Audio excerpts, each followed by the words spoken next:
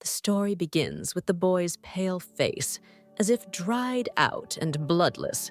Two wounds are visible on his neck, as if from a bite. He lies in a coffin, clearly not made for his height, with an aspen stake in his heart, while local residents cry around him and discuss what happened, suggesting that all this is the work of a vampire. Talking about this, they involuntarily think that this could be that unusual girl who lives nearby and usually shuns everyone around her. While everyone is mourning and lamenting, in the distance you can see the girl herself, cautiously peeking out from behind a tree and watching the crowd. This boy, Chris, once approached her one spring day and, without fear of an answer, asked if she was a vampire. The girl raises her head in surprise, as if she didn't expect that they started talking to her at all. And at this time, Chris asks her again. Not wanting to continue the conversation, she turns away, and even shows a little with her facial expression that the guy asking such questions is not interesting to her. But almost immediately, a small child's hand appears in front of her face, as if expecting a reaction from her. The guy introduces himself to her, saying his name, and our heroine is surprised by this even more than the fact that he has not yet left, as the others did. She chuckles and turns away even more, even childishly going a little overboard, hearing from Chris that this is the first time he sees her on the street during the day. He asks if he heard her name correctly, to which the girl can no longer stand such importunity, and says her name, Bella. At this, Chris breaks out into a smile and, laughing kindly, says that he actually knows what her name is because she is a celebrity in their village and they call her a recently arrived vampire. Bella rejects this ridiculous characterization and angrily shouts at Chris that she is absolutely not a vampire, and this is all a terrible lie.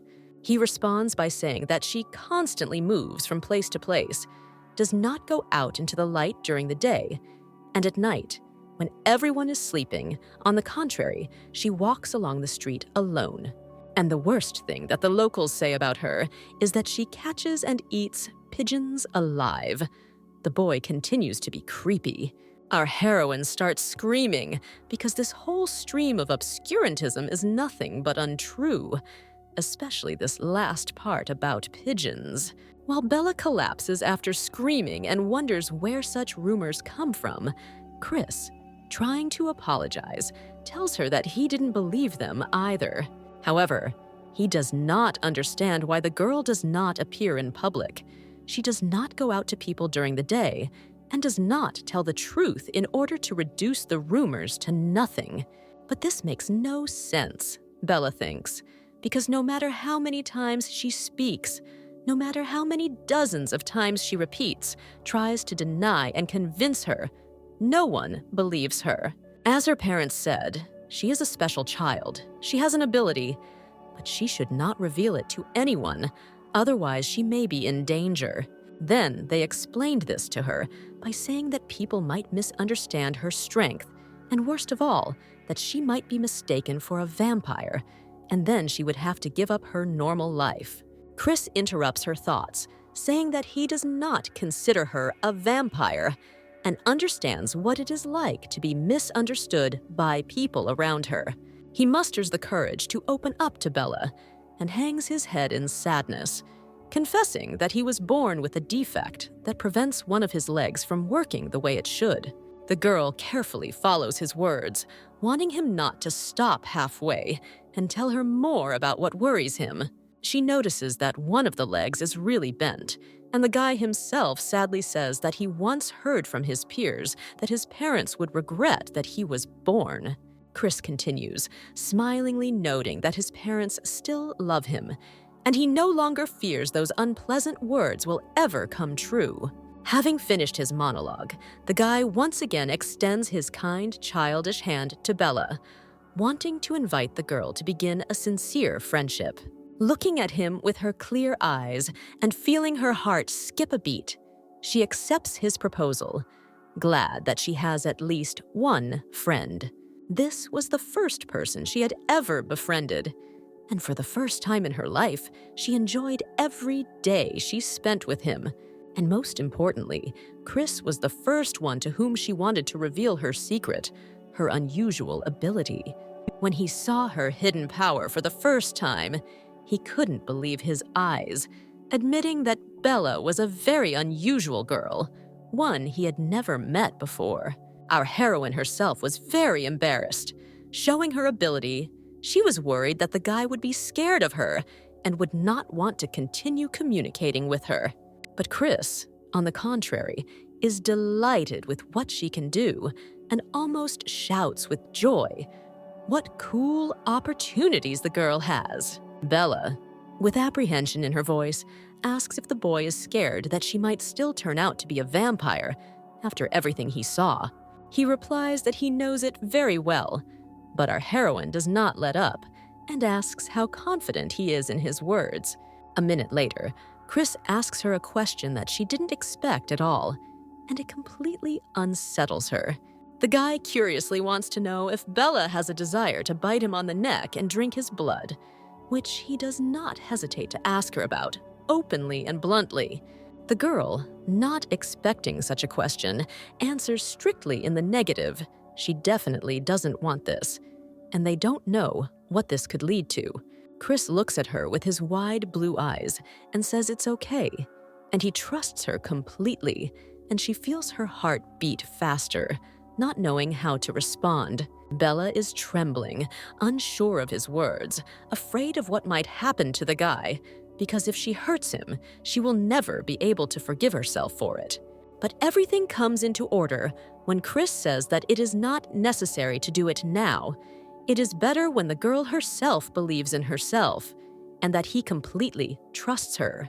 Our heroine understands that their meeting was the greatest happiness in her life, because now there is someone who believed in her more than she herself, and this warms her soul.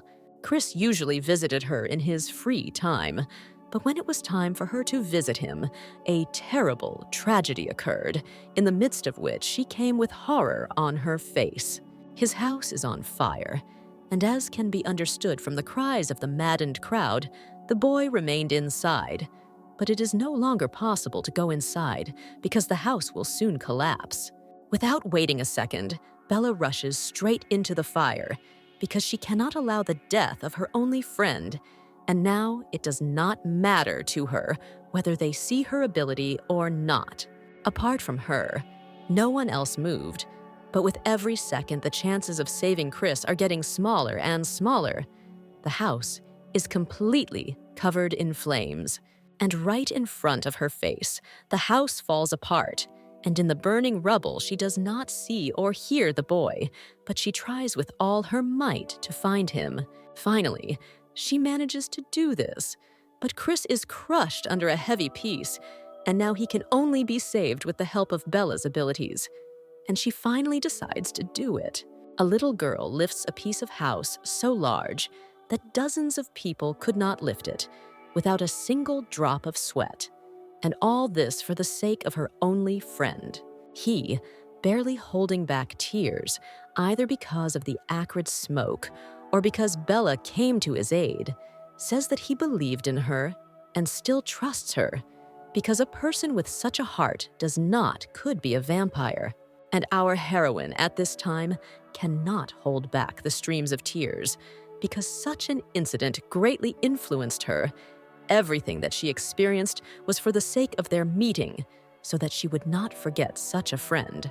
But right now, he lies in a coffin with an aspen stake in his heart and bite marks on his neck, while the crowd weeps around his body and the rain continues to fall. Some time passed. The girl grew up and was able to enter an elite closed school located on the outskirts of one of the large cities. Today, our heroine begins her first day at the academy, and the commandant takes her through the corridors of the institution to show her the room in which Bella will live during her studies. Bella herself has grown up since she met Chris. She now has beautiful dark hair and already wears a school uniform that fits her like a glove.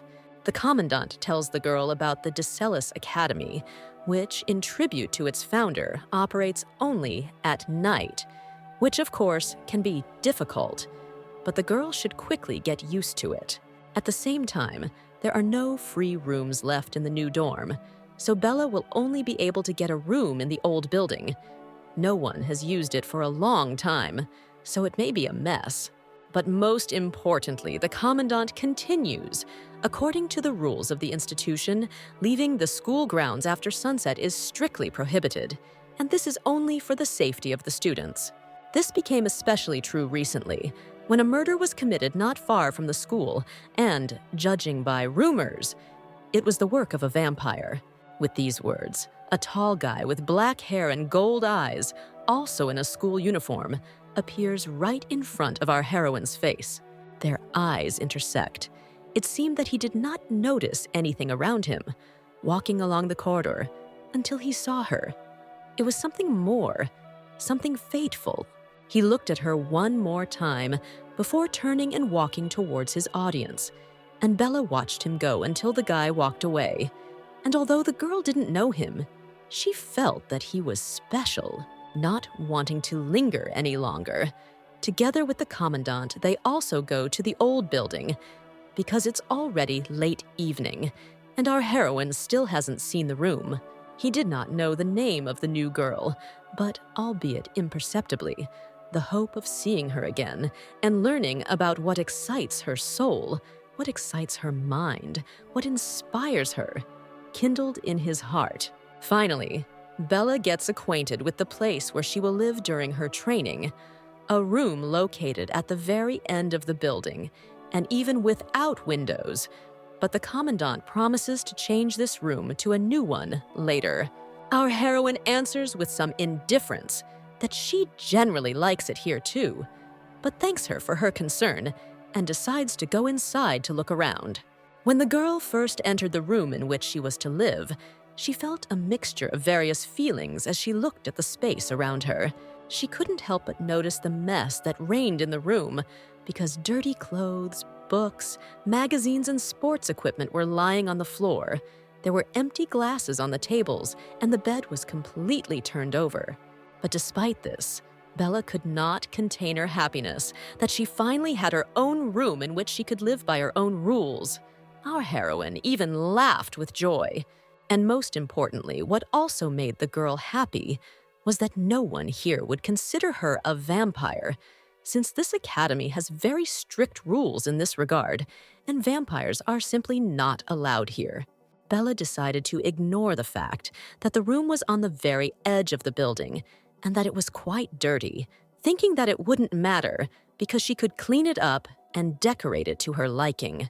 While cleaning, she decides that she will try not to show her abilities to anyone because they only benefited her once when she saved Chris.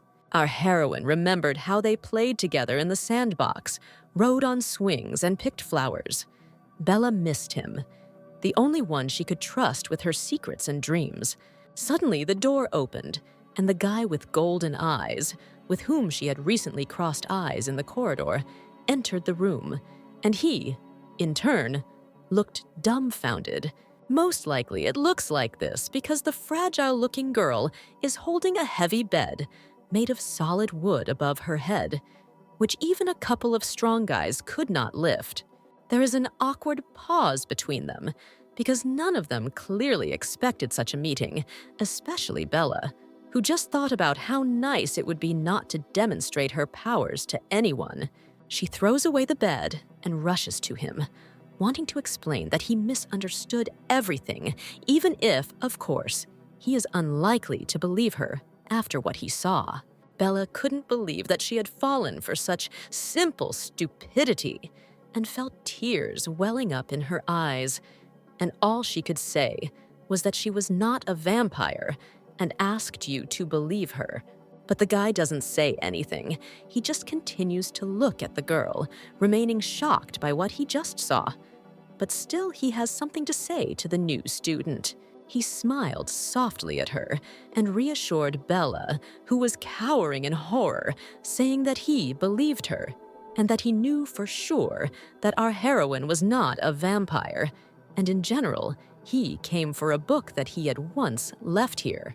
Bella couldn't believe her ears when she heard his words and looked at him with slight hope. And most importantly, this was the first person after Chris who said he believed her. The guy confidently states that no vampires will be able to penetrate their academy, since there are really strict selection rules based on many factors. And her face clearly shows how upset the girl is about what happened, says the dark-haired guy, although right now she is breaking into a smile, glad that he believed her. Bella tells him that anyone in her place would feel as terrible as she does now. She certainly doesn't want to be considered a vampire. Her eyes glowed dimly, as if in the twilight, when she admitted that nothing disgusted her more than these bloodthirsty creatures devouring the lives of others. He kept his gaze on her, feeling his heart beat faster and trying to hide his excitement at her dark, categorical sincerity. Bella's face suddenly lit up with a smile, and she exclaimed that this was the reason why she was so happy that she entered this academy where there were no vampires. He just smiles back at her without saying a word and trying not to show his growing excitement, which our heroine, in truth, does not even try to look for. After she remembered why he came to her room, Bella offers her help in finding the book, and without waiting for an answer, she begins the search. A couple of moments later, among the mountains of local junk, she found the book that the guy was looking for and said that it seemed very, very ancient. He laughed a little warmly and immediately replied that he liked books like this because they broadened his horizons and imagination. Bella looked at him with curiosity and asked if that was why the guy ended up in this academy, where the most gifted and creative students study. In addition, it is famous for its local library, which is one of the largest and richest in the country, and which stores many rare and valuable books, magazines, and documents. Our heroine added that she also loves to read, and that there is nothing better for her than to immerse herself in the world of books that capture her imagination. Bella asks him what this book that he was looking for is about, and he silently looked at it, not knowing how to explain it to her, and perhaps he was wondering whether it was worth doing it at all. She tells him that she's glad she was able to talk to him like a normal person who doesn't think she's weird because of her strength or evil because of her hatred of vampires. Blushing embarrassedly, our heroine handed the book to the guy, unable to meet his eyes, and felt her cheeks burning with embarrassment, as if she had done something forbidden by opening up like that. The golden-eyed guy thanked her for the book and hurriedly left, leaving the girl alone, and Bella began to reproach herself for not asking his name and not learning anything about him except his love for books. With sadness and regret, she stretched out her hand to the closed door and repeated to herself that this was her chance to make a friend who would share her interests and understand her feelings. But she missed it.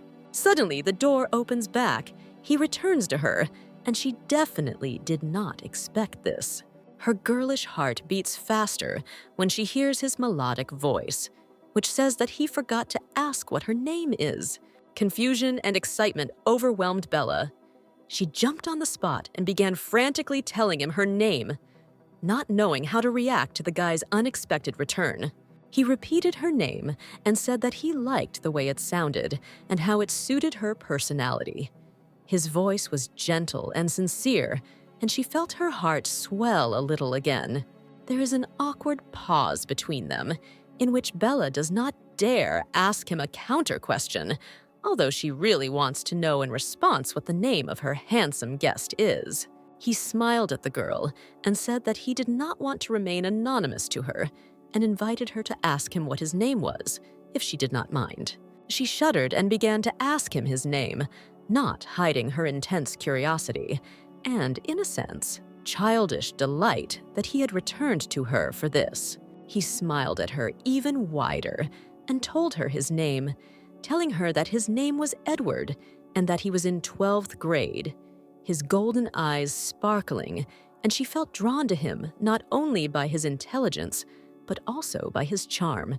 Edward moves a little closer to her and asks her to be friends, which is the best offer she can hear, so Bella naturally responds positively. She watched him go and smiled, feeling that a friendship had formed between them, and waved goodbye to him until he was out of sight.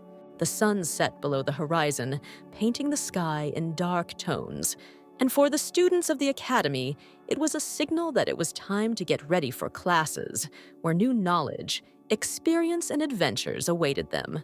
Edward was walking along the corridors to class when he suddenly heard a familiar voice shouting his name and turned sharply, hoping to see a familiar face. He was a red-haired guy with bright lime-colored eyes who had long wanted to find him so that they could go to class together.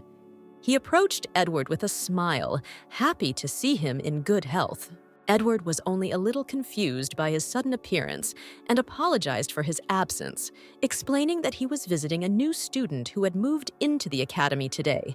Behind the red-haired guy, another friend appeared, a short, blonde guy who was also interested in the new student and joined the conversation, asking Edward questions about her.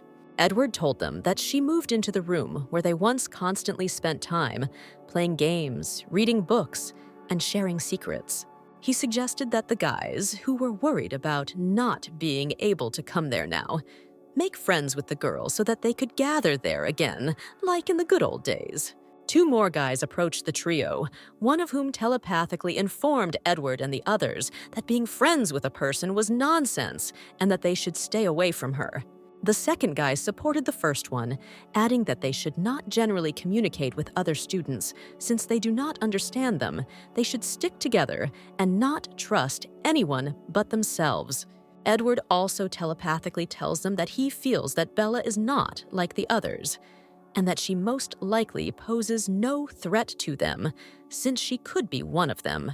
The guys are perplexed, because if Bella is really one of them, then how could she get into the academy without outside help, with its strict rules regarding vampires? To this, one of the guys who approached declares that there are no more people like them, and of their kind, there's only them and no one else. Edward, bowing his head slightly sentimentally, agrees that she may not be one of them, but still not an ordinary person. He feels something strangely attractive in her. The blonde suddenly couldn't, or maybe didn't, stop laughing, and also joined in the mental conversation, asking Edward if he had fallen in love with the new girl. One of the guys with heterochromia says that they cannot have such emotions, and even if they do, they should not be given free rein, because people can put themselves in danger by getting close to them. Already out loud, he sternly tells the friends around him to stay as far away as possible from this new girl.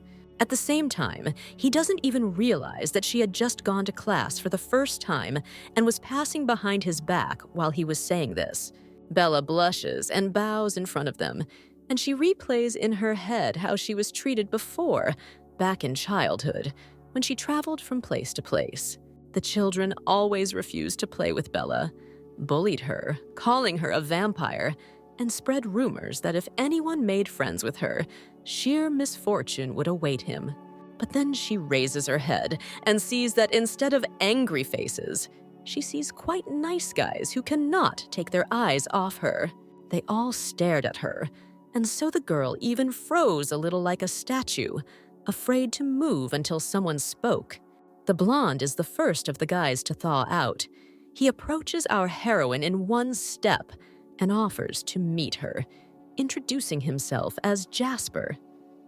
Pushing him away, a red-haired guy who introduces himself as James approaches her in the same way, and he says that Jasper is nothing but trouble, and it will be better if she is not friends with him.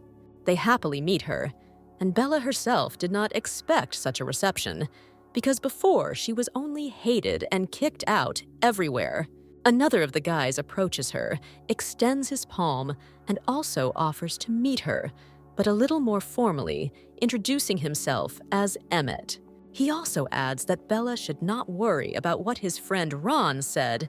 They completely disagree with his opinion and will communicate with her. Ron himself, in turn, clenched his teeth and just listened as his relatives, one by one, succumbed to the incomprehensible attraction of the new student. Bella herself, in turn, decided to take a closer look at the only guy who did not approach her to meet her, namely, Ron. She doesn't like his wariness, and what he said before is very similar to the speeches that the evil children from her past said, which means it was he who disliked her. Ron tells the group that it is time for them to go, but they not only ignore him, but even say that he could go himself and they will stay with the new girl. Edward asks Bella where she was going now, and she replies that before classes start, she would like to walk around the campus and get to know the surroundings. To this, he answers our heroine that he can just give her a tour, and they can start with the library since she said that she loves to read. And to this, she responds with joyful consent. All the guys, except Ron, also intervene in the conversation, saying that they would also be happy to join and show the girl the whole academy, to which she agrees a little embarrassedly. The guy left in the minority is loudly indignant that they decided to rush around in a crowd for some kind of inspection of the school, as if they had nothing else to do. To this, the other boys answer him that he can either go about his business or join in and not act like a complete bore, and he chooses the second option. They pass the library reading room, a huge room filled with myriads of books, and Bella is amazed by what she sees, something she could not imagine. Our heroine asks Edward where he got the book that he came to pick up from her room, and he begins to answer that that book is issued only with special permissions, and without them, it is impossible to get it. Approaching the classrooms, Jasper takes over the guide's initiative, starting to actively wave his arms and show who is studying in which classes. Bella notes that even though they study in different classes, they are still close, and the guys can see that this is not the part of their story that they would like to tell her about. Edward decides that rather than keep the girl in the dark, he can tell everything himself, and tells the girl that they actually all grew up together. The girl does not understand how this can work, because they cannot be each other's siblings, and is waiting for some kind of explanation from her new friends. And almost immediately, she gets it when Edward explains to her that they are from the same orphanage, because their parents died, and they were left completely alone in this world. Bella is upset. She clearly didn't want to hurt the guy's feelings, but this affected Ron even more, who was furious that Edward told everything to an almost unknown girl. Finally, they arrive at the sports field, and James reveals that this is where training takes place for the upcoming match of nightball, a local sport. But more importantly, there are two more from their company. Emmett notes that they love competition, and therefore, in the available free time from classes, they train tirelessly, devoting themselves to the game. Suddenly, he hears a whistle coming towards them at incredible speed, and immediately turns around and reacts immediately. With one precise blow, he tears apart the object flying at them, doing it without difficulty, followed by a loud bang that scatters throughout the area. The whole company of guys tensed up. Their goal was to protect the girl, and apparently, at almost any cost, they were ready to complete this task.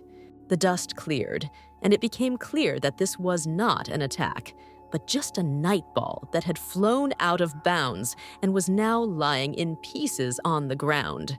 Emmett sees two players running up to them, who also apologize for such a sudden arrival of the ball in that direction. And in these two, he recognizes his good friends, Robert and Michael. Those, despite shouting in their direction that they should be more careful, are glad that everyone is safe and no one was hurt, which means they can continue training. After this, Emmett decides to check if Bella is okay and turns to her, asking if she was too scared from what happened. An oil painting appears before his eyes. Edward completely hid Bella behind him, at the same time hugging her by the waist and head so that nothing vital was hurt. Bella, realizing how it looks from the outside, jumps away from him, blushing and embarrassed, but at the same time saying words of gratitude for her salvation, as well as for this small tour, too. As soon as the opportunity arose, she immediately ran with all her might back to her room, not ceasing to blush for a second, and the guys with surprised faces followed her with their eyes. Edward himself continued to remain silent, while others began to wonder out loud why the girl had left, because who knows, maybe they scared her away. Our heroine ran to her dorm room, barely catching her breath, and stopped at the door to at least slightly restore her oxygen supply. With difficulty restraining herself, Bella tried not to think about what had happened. But she couldn't. She wanted the earth to swallow her. She felt so embarrassed. Suddenly, a voice came from behind her and said her name, after which she slowly raised her head, shocked that someone had come to her at such a moment again. It was Ron, a guy with blue hair and heterochromia, which makes his eyes two different colors. And right now, he's wondering if the girl knows his name. He comes closer to her, and Bella calls him by name, quite worried, because this guy could be dangerous for her. Moreover, their first acquaintance clearly did not go well. Hearing his name from her, he suddenly turns away, grunting under his breath and saying, "Since she knows, then he doesn't care about anything anymore." But the girl decides on one more phrase. She says thank you to the boy for what he did. Then there, on the field, when everyone tried to protect her, Bella felt him pull her to a safe distance from what had happened, tugging on her uniform. Ron tries to change everything, saying that he just wanted to brush the dust off her uniform. And it so happened that this happened during the arrival of the ball. But our heroine does not believe him, thinking that she is still glad of his help.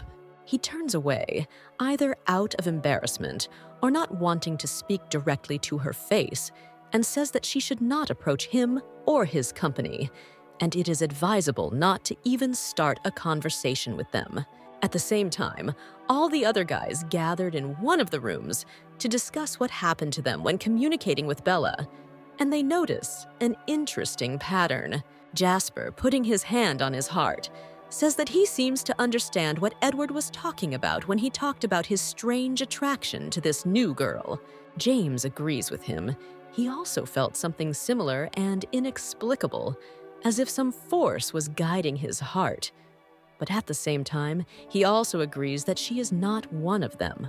Emmett also chimes in, describing exactly the same symptoms as all the other guys, and they wonder what that could mean. After listening to them, Edward says it was like they want to do whatever Bella wants, and the boys unanimously agree with him.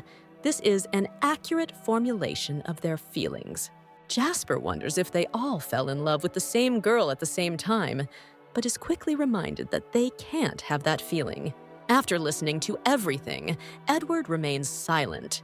He realizes that perhaps in his case, everything could have gone this way because he wanted to go much further than just fulfilling Bella's whims and wishes, which, in turn, is about to burst into tears as she watches Ron leave because he wants her to be left without friends again, as has happened all her life. Hearing quiet sobs, he turns back to Bella, and the picture he sees of a girl crying because of his words terrifies the guy. He approaches her again, and she understands that the guy is unhappy with this, and says that she understood everything and will not even greet them. But his reaction changed to the completely opposite. He tells her that she can do whatever she wants and asks her to understand him correctly so that she doesn't think anything bad about him or other guys. He had previously told her not to come near, not because he hated her, and at these words he freezes, thinking how best to formulate his answer. Ron purses his lips, clearly having a hard time even trying to find a reason for his cold words, let alone telling Bella about it. It's as if he's being switched again, and the guy again coldly states that even though he told her not to communicate with her, other guys will still break this ban, so it's useless, after which he leaves. Finally, the night comes into its own, which means that from these minutes the classroom will begin, and this means that it's time for our heroine to start. She closes her eyes and exhales, mentally preparing herself for what was bound to happen sooner or later, considering what kind of establishment this was. Today is her first day of school at Dazelis Academy, and she must be prepared for all the difficulties that may await her, no matter how difficult or dangerous the tasks ahead of her. As soon as she leaves the room, all her girlish confidence disappears, because Edward is standing in front of her and offers to go to class together. He says that he wanted to go with her, so he just waited at the door, because they wanted to make friends and communicate closer, to which the girl, confused by Edward's sudden appearance, can only nod her head. Bella catches herself thinking that the guy is making sure that she does not feel uncomfortable after the transfer, and notes that he is very caring, even towards a new girl. They walk at a measured pace along the school corridor, and Bella sees that everyone around them greets Edward, and he greets everyone back, leaving no one unnoticed. So, our heroine adds to her mental notes about this guy that he is very popular within the school, but this was expected, because he is cool and friendly at the same time. Edward sees that the girl is lost in her thoughts, while looking at him warily, and decides to move closer to her, asking if she really feels uncomfortable next to him. When he asks her this unexpected question, the girl does not know what to answer, and her voice trembles with fear and embarrassment. She frantically tries to explain that her behavior is not connected with him. Bella, blushing like a tomato, tries to tell him that she values his friendship and that she is afraid, as if on the contrary, he would not be uncomfortable going with her. She also says she doesn't want to barge into their company without permission, be intrusive, or interfere with his time with the friends he grew up with. When Edward hears her words, he laughs in response and says that she is not interfering, but on the contrary, she makes their company more pleasant. At the same time, he asks if Ron really told her that. Without a drop of embarrassment, but in an excited voice, Bella replies that Ron has nothing to do with it, although in her heart she understands that Ron, albeit indirectly, influenced her thoughts about the guys. The guy easily recognizes the doubt in her voice and says that Ron most likely did it not out of malice, but only to protect his brothers. The reason lies not in her, he continues, but in a secret he shares with other guys, which he wants to show her right now. He looked into her eyes, and without uttering a word with his mouth, conveyed directly to his head that he had the ability to read other people's thoughts. Bella couldn't believe that he was reading her thoughts, and that he was now in her head. She felt her cheeks glowing red, and a pleasant warmth spreading through her body, despite the fact that she was in shock. Edward confirms her guess, and in the same way says that he has the ability of telepathy, and only told our heroine about this. A shiver ran down her spine as she realized that she might not be the only one with supernatural powers, and besides, someone who could trust her had them.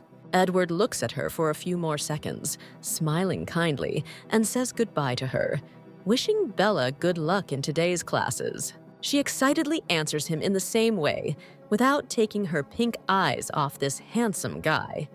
But everything eventually ends, and she goes to class. It turns out that Jasper is also a student in her class, and as soon as he sees the girl, he jumps out of his chair and energetically begins to wave his hand at her, saying that he would love to be in class with her.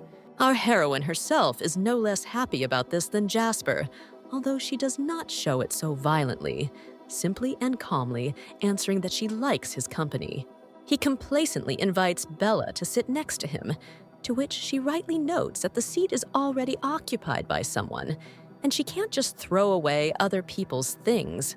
But Jasper just shrugs it off, saying it's quite normal, and the one sitting here won't be too offended by giving up his place to a girl like Belle. And in general, Ron won't care where he sits. He continues, as long as the guy in question is standing right behind the shoulders of our heroine, who is unaware of him. She turns back, catching the direction of Jasper's gaze, a little alarmed at the prospect of seeing behind her the only person from the entire school who doesn't like her. This is what happens. And while Jasper chuckles in the background, Ron's face stands in front of her, who clearly does not like this prospect. Bella screams in surprise, babbling about how she'll try to find another seat, but Ron just exhales tiredly and briefly replies that he doesn't care where to sit. Although it was just a facade, Bella felt in the back of her head that the guy was glaring at her angrily all this time, while classes were going on. After some time, classes come to an end and bells ring in the corridors, heralding crowds of school children who want to quickly start going about their business. Bella collects her textbooks and almost gets up from her desk when Jasper turns to her and asks what she plans to do after school. The girl says that she has a general cleaning planned for today in order to finally bring the room into proper shape after the previous owners. Yesterday, she was able to tidy up somehow so that she could use the furniture, but there was not enough time for a thorough cleaning, and many things would need to be thrown away.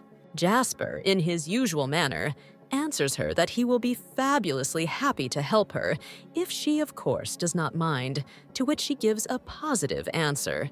The school corridor breathes freedom. Almost all the students have left their places of study and are heading out on business, and our heroine is doing the same. Suddenly, without any warning, she hears Edward's voice in her head, calling her name, and she turns around. This is really him, and at the moment he is carefully asking our heroine how her first classes at the academy went and whether there were any problems. She happily replies that since she was in the same class as Jasper, everything went generally calmly, even a little fun. Edward draws special attention to this, interestedly telling Bella that since she studies with Jasper, it means that she is also in the same class with Ron. Our heroine tells him that Ron not only studied with her today, but also gave up his place without causing scandals or hysterics, for which she is grateful. This is not the reaction from Ron that Edward would have expected from him, because as he knows, Ron even almost got into a fight with one of the students for this place. Ron himself walked up with his arms crossed, as if he had been there all along, explaining that in fact he had not conceded anything, and his place had simply been taken away. Emmett intervenes in their conversation, saying that this fool could have given up his seat for Bella without further ado, and not behaved so inappropriately. James immediately appears, adding that since Bella is new, they, as older ones, should look after the girl and help her whenever possible. Ron is seething from such an attack on himself, while the others scold him, and Bella, meanwhile, distracted by the guys, wants to turn to Edward again. She tells him that she told them that she wanted to clean her room, and all the guys decided to join in and help. The guy leans as close to her as possible and telepathically says that he also wants to be present and asks Bella if she gives her permission. A little more time passes, and the whole crowd comes to her, and they begin serious cleaning to help the girl. Bella asks them not to strain too much, but the guys approach the work with enthusiasm and almost immediately clear the room of unnecessary things, collecting everything in bags and boxes. Emmett is distracted by Bella's repeated pleas, asking her to let her do something, and tells her to just stand there and breathe. James supports him, saying that they can handle it quickly themselves and continuing to hold the garbage bags. And Jasper, dressed in a maid costume, unable to resist this time too, declares that what he likes most in the world is cleaning, which angers his roommate, Ron, who knows that this is not so. But Bella is already too embarrassed by the fact that she herself has not done anything yet. And without trying to hide this embarrassment in her voice, she decides to prove with deeds that she is not using them. And for such a task, she chooses a box standing on the floor and covered with a cloth in which a metallic clanging sound is heard in order to take it out. Emmett reacts almost immediately, asking the girl not to touch her, because in that box there is something that Bella will never lift without help. But she picks it up as if it doesn't bother her, causing the fabric to fall off, revealing that the contents have been weighted dumbbells all along. Bella looks down, and a monstrous realization of what just happened flashes through her head, namely, that the guys in the room see a fragile girl holding more than 100 weight of iron in her hands. She understands how it looks from the outside, and this means that now not only Edward, but also the other boys will know about her strength. Both the guys and Bella are shocked, and no one makes a sound in the whole room, not knowing how to react to what happened and what will happen next. Bella was shocked that she had found herself in such a stupid situation again, and she felt like she couldn't say or do anything anymore. Edward comes to her rescue again, offering to simply give the box to him, which the girl silently does, still blushing. He telepathically warns Bella that he actually also has this ability, which means everything will be fine, and she has nothing to fear. She is silent, and then he asks her if she began to fear him because of these abilities, or on the contrary, hated him to the core. The girl breaks down and screams, turning her head around, that she will never hate them and Edward for their abilities. The guy again telepathically answers her that they won't hate the girl for her abilities, and she relaxes, drowning in his eyes. Ron was angry. He realized what was happening, and through his thoughts, he indignantly began to ask Edward why he started talking to the girl through telepathy. The other guys want to know the truth just as much as he does, and they also look intently at Edward, waiting for his answer. But instead, the guy just asks Bella out loud if she can then keep his abilities a secret and not tell anyone about them. The girl swears that no one will ever know from her that Edward has supernatural powers, and she will never blab. In the depths of his soul, Edward feels extremely deep gratitude to his new girlfriend, who will not disappoint his trust and will keep his secret, which is what he tells her. She nods her head in agreement, giving him a quiet promise that his secret will be kept in her heart. Bella says that she was, of course, surprised at first by this ability, but now she is sure that the telepathy that Edward uses is very cool and great to have. Next, the ever-active Jasper immediately reveals his ability, coming close to her along the ceiling, which greatly frightens the girl. Ron is both angry and perplexed as to how it happened that the guys, one by one, always cautious and distrustful, suddenly began to show their strength. For example, Emmett began to show that he once trained here, and these barbells were his. But with his strength, he can lift much larger objects without straining. James reveals that he can control fire, and if Bella ever gets cold, he will gladly help her warm up. The only one who has not revealed his strength, Ron, understands that the other boys are now vulnerable and closes his eyes from powerlessness, not wanting to continue this farce. Opening his eyes, he notices Bella in front of him, who is looking intently at him with a puppy dog look, as if waiting for him to open up too. He, frightened by her charms, tries to lie that he himself does not have any abilities.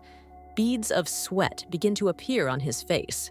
Without taking her eyes off him, Bella says that Ron doesn't have to talk about his powers if it makes him uncomfortable.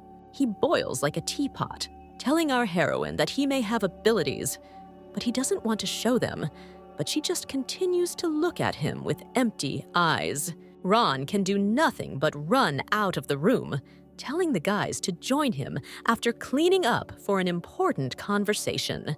And after he closes the door, the room fills with laughter because of the drama that Ron himself created, which makes him blush.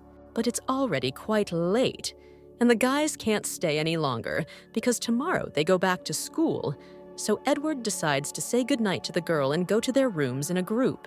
The boys, albeit reluctantly, leave Bella's space, also saying goodbye to her and promising to see each other tomorrow. When the door slams, Bella thinks that she is incredibly lucky to have met such kind and sympathetic guys. And now she knows that she is not alone in her powers. There are other people who, like her, can do incredible things, although she almost never knew about Ron. The girl is trying to understand where such abilities can come from, and bad thoughts creep into her head that the source of these powers may somehow relate to vampires. But she immediately pulls herself together, because it was precisely because of such absurd misunderstandings in childhood that those around her, who feared and did not understand her powers, mocked her. Our heroine will not do the same as those who humiliated her, especially after she met the person who became the first to believe in her after Chris. Bella takes her will into her fist and declares to herself that she believes him and will not make mistakes, losing trust and breeding anger. There are a lot of people in the world, and in this world there is a place for people like her, Edward, and these guys. And most importantly, now she has acquired something similar to a family, because these people will accept her for who she is. And this means that her loneliness has come to an end. All this time, a large full moon was visible in the night sky, which looks like an island of light in a sea of dark clouds, illuminating the way for everyone who has not yet returned home. At this time at the academy, students are either sleeping or preparing for classes in their dormitory without leaving the territory of the institution itself. But these guys are clearly not from here. On the contrary, they infiltrated the academy, and who knows what they really need. One of them, a large guy with steel-colored hair, sniffs carefully and notes that the academy grounds smell extremely disgusting. Another confirms, saying that such an unpleasant smell for them can only come from vampires, which means their goal for which they went on this adventure is very close. This is their rare chance to achieve justice that they once lost, but can now restore by finding something that satisfies them. At the same time, Bella cannot stop rejoicing at the cleanliness that the guys helped leave in her room, and at such a speed. Now this is no longer that cluttered room in which everything was out of place and the furniture was turned upside down. But then our heroine catches her eye on one of the bags, which lies right against the wall, which they forgot to throw away. And then Bella decides to do it herself. She calmly takes the trash bag and goes to throw it away, her shoes clicking on the deserted territory of the academy because everyone is already sitting in their rooms. She can't help but notice, periodically looking around, that the path to the trash can looks much darker and is further away than she thought. Lessons start at 9 o'clock in the evening, she recalls, and end at 2 o'clock in the morning. And if you just get distracted a little, it's already 3 o'clock. A fragment of a conversation with the commandant begins to emerge in her head, in which she talked about a murder not far from the academy, possibly committed by a vampire. This makes her shiver. She wants to tell all those people who called her a vampire that she herself is terribly afraid of them. But nevertheless, she ends up in the trash. Bella, encouraging herself to go back, throws away the bag, when suddenly she feels an elusive something behind her, very quietly approaching her. She hears an unfamiliar male voice, and at that moment, every cell of her body is permeated by mortal horror. Turning slightly, her gaze touches the hand reaching for her face, and she understands that she must act proactively. In a moment, she grabs it with both her hands, squeezing like nothing before, thus immobilizing the attacker. After which, without hesitation, he throws it over himself. And what was going on in the guy's head at that moment, of course, is hard to imagine, but clearly nothing good. His destination is the asphalt, onto which she throws the stranger's body with a roar, so much so that he is pressed into the ground. Breathing heavily, both from the throw and possibly from fear, Bella asks if this stranger is the same vampire hunting nearby. But after taking a closer look, she notices that the guy is wearing a school uniform, and he doesn't look very good for an immortal being who wouldn't be afraid of such a fall. Bella hears voices approaching her and the stranger, and these people are clearly determined to protect their friend by attacking her. One of these guys rushes at her, revealing unnaturally large nails and fangs. Bestial rage flashes in his gaze. But our heroine is ready to defend herself. She turns around without a drop of emotion on her face, ready to fight. Bella, having waited for the right moment, hits the attacking guy right in the stomach, without holding back his strength, which he did not expect at all. Not only was the blow strong, but it was not even a student, but a female student. The guy falls on the asphalt, crouching in unbearable pain. His friend looks at what is happening with horror, and our heroine takes a fighting stance, waiting for the next loser who wants to attack her. But the latter is not going to fight. A wide smile appears on his face, after which he asks the girl what she is, since she was able to kill Seth.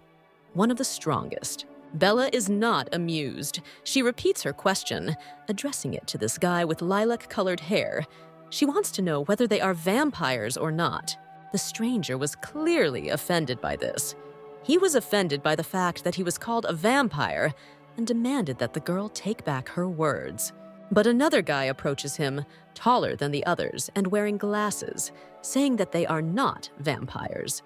His voice radiates calmness and tranquility. Although he laughs, but still with some embarrassment, he emphasizes that for these guys there is no worse insult to be called vampires, whom they hate. The one who received it in the stomach, who was named Seth, jumps up with some difficulty and, growling a little, says that he does not intend to tolerate such accusations. And the one who did not dare to attack, on the contrary, was covered with goosebumps, although our heroine does not understand whether this is because she called them vampires or because of his ardent comrade.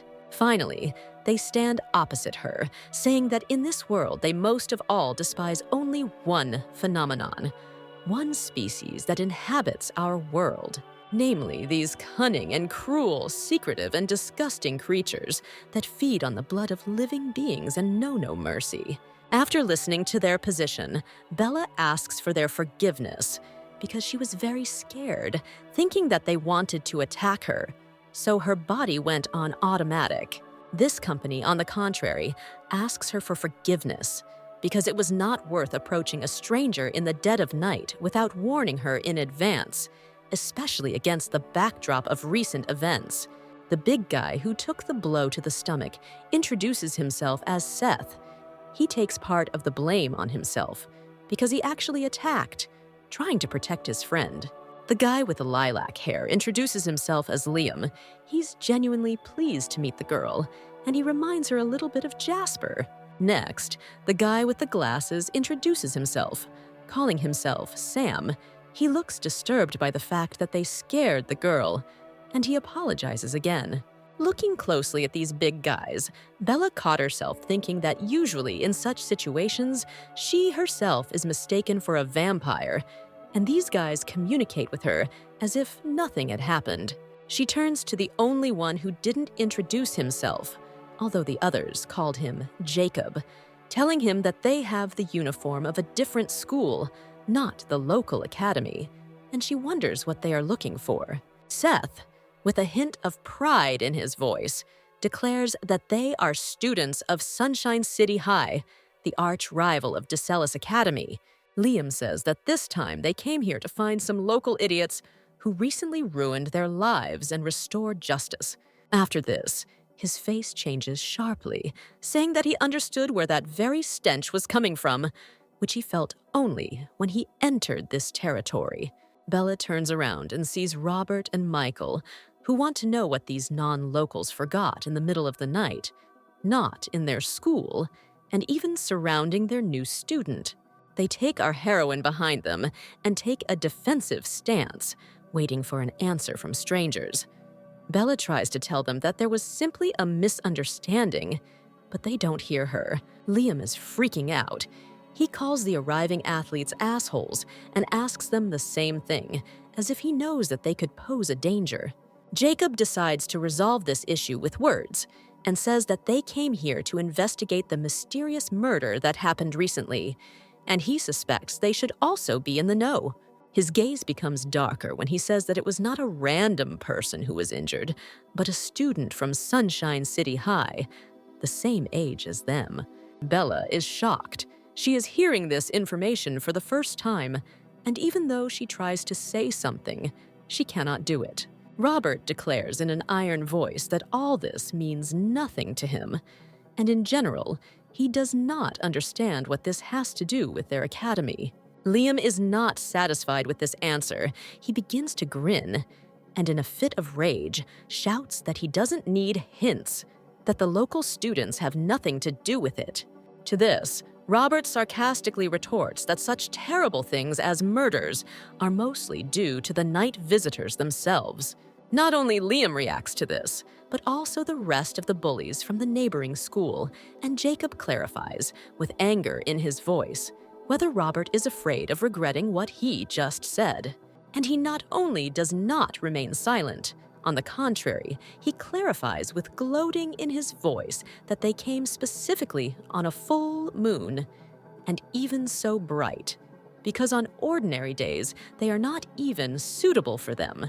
At this point, Seth can no longer stand it and rushes at Robert like a beast, wanting to cut off his tongue for all these insults that were inflicted on him and his brothers. Robert, in turn, does not retreat, but, on the contrary, rushes towards the thug, believing that the advantage in strength is still on his side, even if he is larger.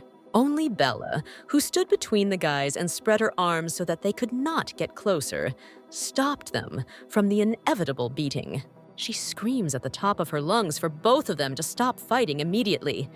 And as it turns out, it actually works. They stop completely. Robert, who doesn't know about Bella's abilities, is now wondering where such a girl has such enormous strength, since she was able to stop him with her hand. Michael approaches our heroine, and in a calm voice tells her that he and Robert decided that they decided to mock the girl, and that's why they came to help.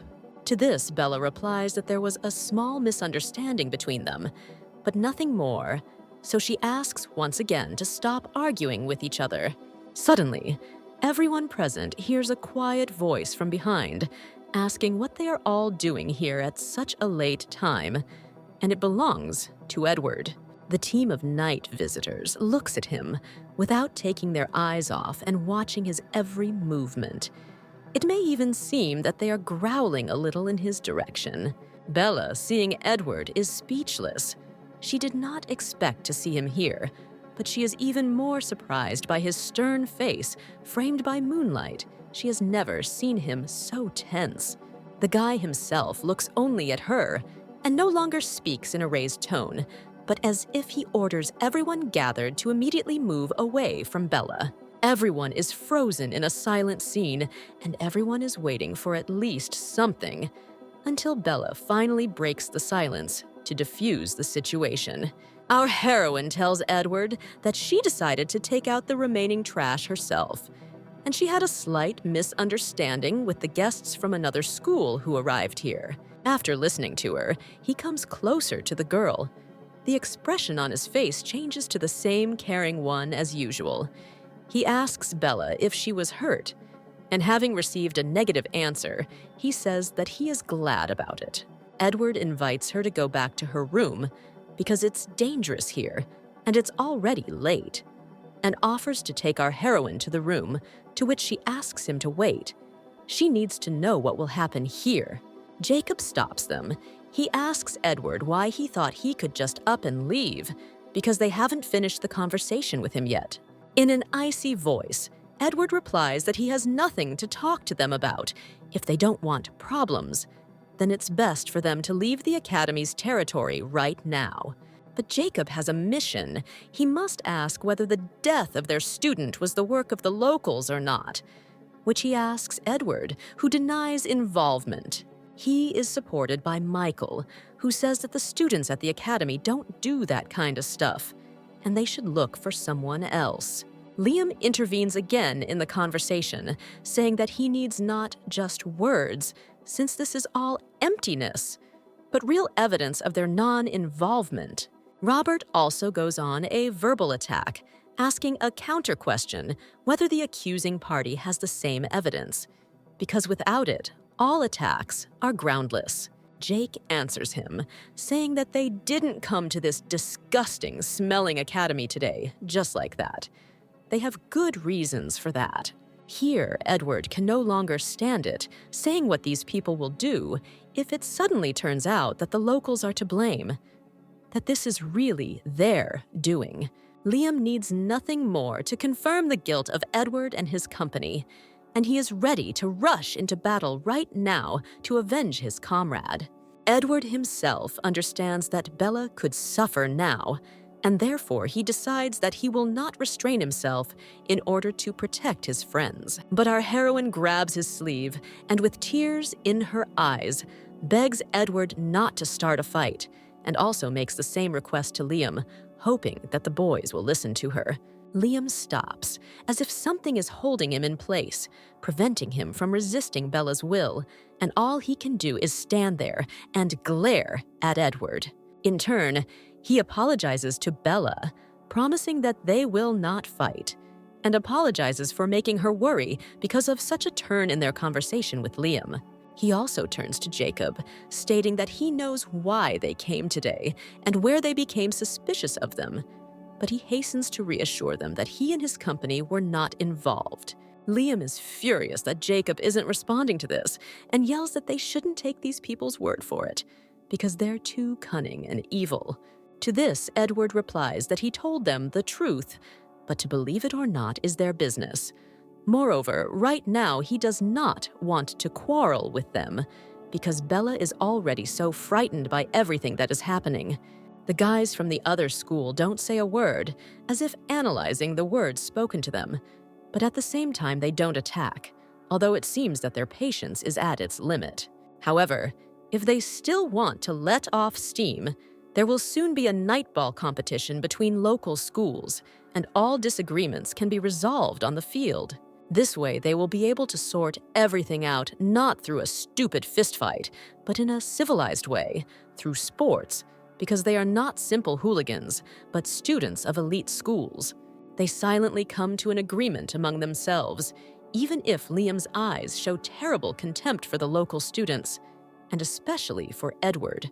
Jacob turns to Bella, who turns to him, hoping that he will take a more peaceful path, agreeing with Edward and not resort to unnecessary violence. And he replies that they will leave today, and once again apologizes for the fact that the girl experienced their acquaintance in this way, and not in a more pleasant environment. But nevertheless, he continues. He does not want to connect this incident and the game, and warns that now they will not act rashly and will keep an eye on Edward and his company. And in the upcoming nightball game between their teams, they will not restrain themselves. Jacob finishes gloomily, and then they will finally grind the Des Ellis Academy team into powder. Edward smiles and says that they will also try to be careful, realizing in his head that this time he was able to defeat the students of Sunshine City with words and not force. Jacob turns around and leads his team away, despite protests from Liam and Seth, who are still itching, but won't challenge his decision. While they are leaving, Seth swears and says that they will not leave the locals any chance to win. Jacob is just thinking about his business, but Sam has no time for this. He feels that something more important for them is happening nearby. The Des Ellis boys don't make a sound as they watch the night visitors move away from them until they disappear completely from their field of vision, beyond the distant horizon. They return to the dorm, and Edward pauses and turns to our heroine again, apologizing for almost getting into a fight right in front of her. But the girl says, looking at his saddened face, that he stopped as soon as she asked him to stop, which means everything is fine. At the same time, Bella thinks, At that moment, he became not himself. Edward had never been like this in front of her. Even though he didn't do anything then, our heroine instinctively felt that she had to stop him. Otherwise, something irreparable would happen. But now, everything is behind her. It's already 4 o'clock in the morning, and almost all the heroes have gone to rest before the next school day. But there is one person for whom this night becomes a chance to learn something more about himself. This is Ron, who specially got up late at night before the moonlight and extended his hand to her, as if feeling that she was calling him to her and awaiting her fate. His suspicions, conjectures, and, in a sense, hopes come true. His pupils dilate in horror and admiration, and this is partly due to his current state and partly to the awareness of his nature. Unexpectedly, he hears the voice of Sam, who curiously examines such an unusual werewolf and turns to him to see a guy standing next to him. He calmly says that although they have seen each other before, he introduces himself to Sam for the first time, extending his hand to the guy. Sam tells Ron that he is also a werewolf, although not a half-breed like him, half human and half beast.